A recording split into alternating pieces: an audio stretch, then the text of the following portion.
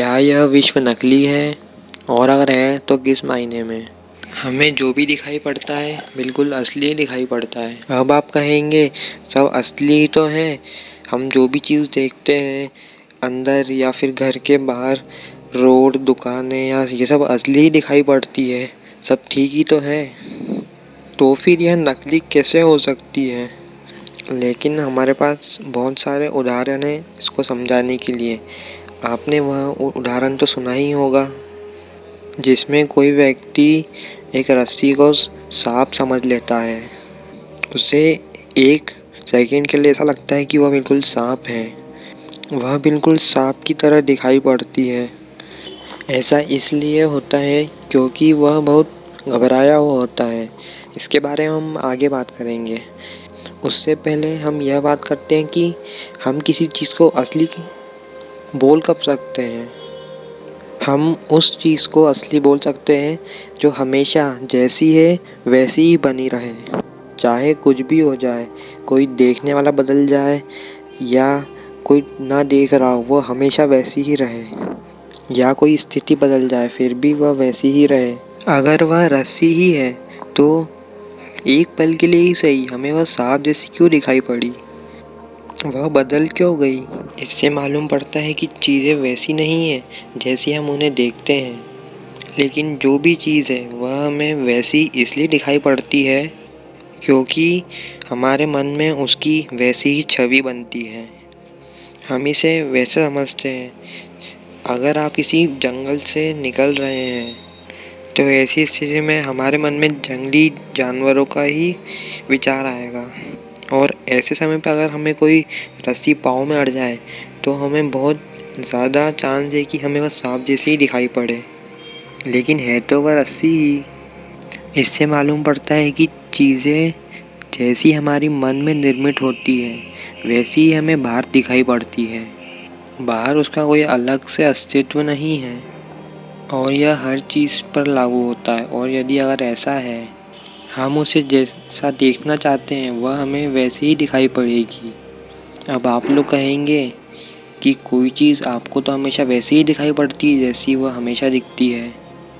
हम किसी चीज़ में कुछ और देखना चाहें तो वैसा तो नहीं हो पाता। ऐसा इसलिए है क्योंकि हम सब सो रहे हैं। हम जाग तो रहे हैं पर हमारा जीवन हमारे विचारों पर ही निर्भर करता है। कोई सी भी चीज़ में कुछ और चीज़ देखना तो बेवकूफ़ी ही होगी। इससे अच्छा तो हमें यह जानना चाहिए कि उसका वास्तविक रूप क्या है, यानी वस्तुओं का अल्टीमेट नेचर क्या होता है।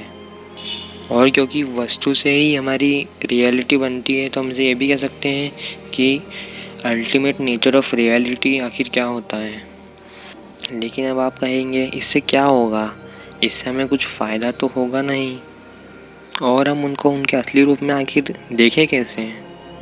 आपने ऐसी बातें तो पहले भी सुनी होंगी, लेकिन कोई आपको यह नहीं बताता कि आखिर हम उन्हें असल में देखें कैसे। हम इसी बारे में बात करते हैं, लेकिन हम इस बारे में बात आखिर कर ही क्यों रहे हैं। हम इस बारे में इसलिए बात कर रहे हैं क्योंकि हम इस संसार में रहते हैं, और हमें कम से कम यह तो मालूम होना चाहिए कि आखिर असल में वह है क्या, उसका असली रूप क्या है, क्या वह वैसा ही है जैसा हमें दिखाई पड़ता है। लेकिन वह देखने के लिए हमें थोड़ा फोकस चाहिए होगा, यानी एकाग्रता की थोड़ी आवश्यकता होगी। लेकिन अच्छी बात यह है कि इसको कोई भी कर सकता है। अब मैं जो आपको बताऊंगा आप उसे ऐसे भी कर सकते हैं, और यदि अगर किसी से फोकस नहीं होता तो उसके लिए भी एक रास्ता है। वह दोनों एक ही तरीके हैं, पर दूसरे में मैं ये बताऊंगा कि आप फोकस आखिर करें कैसे। अब हम उस तरीके की बात करते हैं जिससे हम ये कर सकते हैं। आप कोई सी भी चीज़ ले सकते हैं, पर स्टार्टिंग में बहुत बड़ी चीज़ नहीं लेना चाहिए। ऐसा इसलिए क्योंकि स्टार्टिंग में हमारा फोकस इतना नहीं होता कि हम कोई बहुत बड़ी चीज़ ले लें। इसलिए हम एक वायर ले सकते हैं। आपका फ़ोन का चार्जर होगा, उसका वायर जो हवा में लटका होगा वह इसके लिए उत्तम है। हमें केवल इतना करना है कि उस वायर के पास एक पॉइंट पर हमें फोकस करना है, लेकिन आपको साथ ही साथ हल्का हल्का वायर को भी देखते रहना है। स्टार्टिंग में तो आपको उस पास में पॉइंट पर ही फोकस करना है, पर जब आपका फोकस होने लगे तो आप हल्का हल्का वायर को भी देखते रहें और याद रहे ये काम आपको एक साथ करना है। बाद में हमारा फोकस उस पॉइंट पर ही रहेगा, पर हम जैसे तिरछा देखते हैं ना, वैसे ही हमें हल्का मतलब वायर पर देखते रहना है। हमारा फोकस पॉइंट पर होना चाहिए, पर हमें साइड साइड में वायर को भी दोनों को एक साथ ही देखना होगा बाद में, जब भी यह काम करेगा। अगर आपसे पहली बार में नहीं हो रहा है तो आपको बहुत कोशिश करने की कोई ज़रूरत नहीं है, यह धीरे धीरे हो ही जाएगा। पर जब हम फोकस करें तो हमारी आंखें खुली ही होनी चाहिए। यदि आपका फोकस बन गया और आपने यह कर लिया तो आप उसे देख पाएंगे जो जो वायर के पीछे है, यानी उसका असली रूप। आप चाहें तो कुछ और चीज़ भी यूज़ कर सकते हैं, जैसे कि अगर आपके घर की दीवारों पर अगर कुछ पेंटिंग लगी हो तो आप उससे भी यह कर सकते हैं। उस पेंटिंग के पास एक कोई सा भी पॉइंट चूज़ कर ले और उस पर फोकस से देखते रहें, और वही जो हमने वायर के साथ किया वही करना है। पर मैं वायर इसलिए कह रहा हूँ क्योंकि वह पतला होता है और उस पर यह करना ज़्यादा आसान होगा, इसीलिए। अब हम बात यह करते हैं जिससे फोकस नहीं होता उस वह क्या करेगा। उसके लिए भी एक रास्ता है। अगर वह कुछ दिन अगर इसका अभ्यास कर लेगा तो उसका फोकस बहुत बढ़ जाएगा। आप एक पेपर लें और उस पर एक बिंदु बना दें और उसको अपने घर की दीवार पर लगा दें, और जो आपके दोनों आँखों के बीच की जगह होती है वह उसके बिल्कुल सीध में होना चाहिए। वह बिंदु बिल्कुल सीध में होना चाहिए। आप उसे ऐसी ही जगह पे लगाएं जहाँ आप आराम से बैठकर यह कर सकें। और बस हमें और कुछ नहीं करना, बस हमें आँख खुली रखकर उस बिंदु को देखते रहना है जितनी देर हमसे हो सके। पहली बार में ये मुश्किल से आधा मिनट हो पाएगा, आपकी आंखें बंद हो जाएंगी। पर अगर आप 3-4 दिन या इसका प्रयास करेंगे तो आप 4-5 मिनट तक तो आराम से आंखें खुली रख सकते हैं।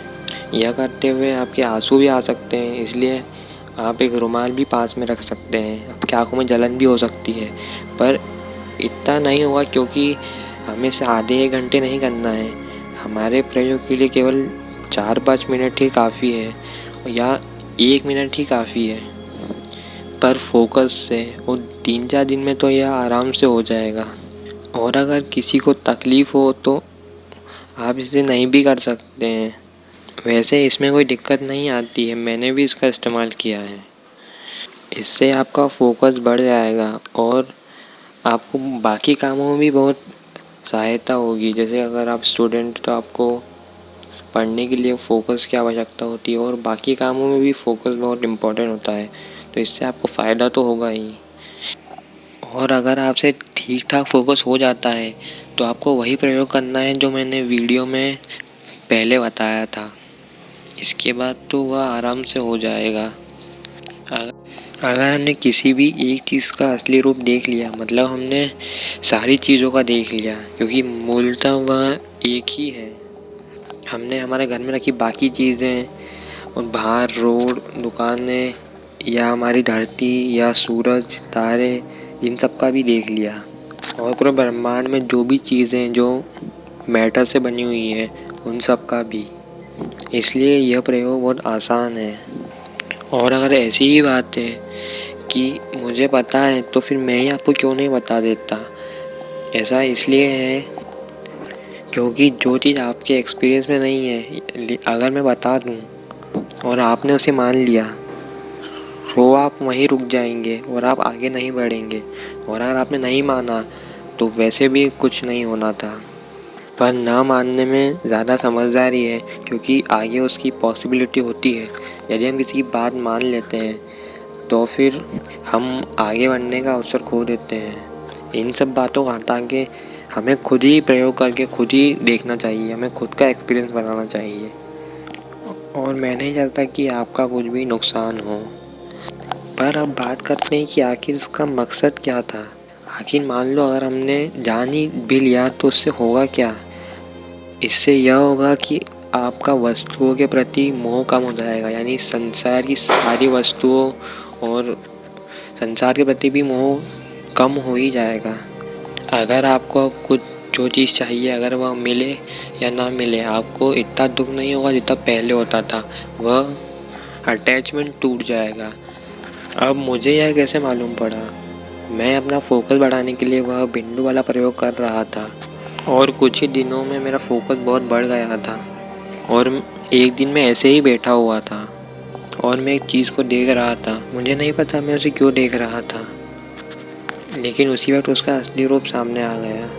उस वक्त तो मुझे कुछ समझ नहीं आया क्योंकि मैं भी सो ही रहा था। भले ही मैं जागा हुआ था पर मैं खोया हुआ ही था। पर बाद में मुझे यह समझ आया कि आखिर मैंने देख क्या लिया। लेकिन आपको तो मालूम है कि क्या करना है, इसलिए आप अवेयर होकर ही करेंगे। इसलिए जैसे ही वो उसका असली रूप सामने आएगा आप समझ ही जाएंगे कि मैं बोलना क्या चाह रहा हूँ। अब फिर से एक बार, आखिर इससे होगा क्या? संसार की वस्तुओं से बहुत सारा मोह तो ख़त्म हो ही जाएगा, अटैचमेंट तो ख़त्म ही हो जाएगा। और आप कहेंगे जिसने भी ये दुनिया बनाई है, क्या दुनिया बनाई है। अगर आपको इस वीडियो से फ़ायदा हो तो मेरा इस वीडियो बनाने का मकसद पूरा हो जाएगा।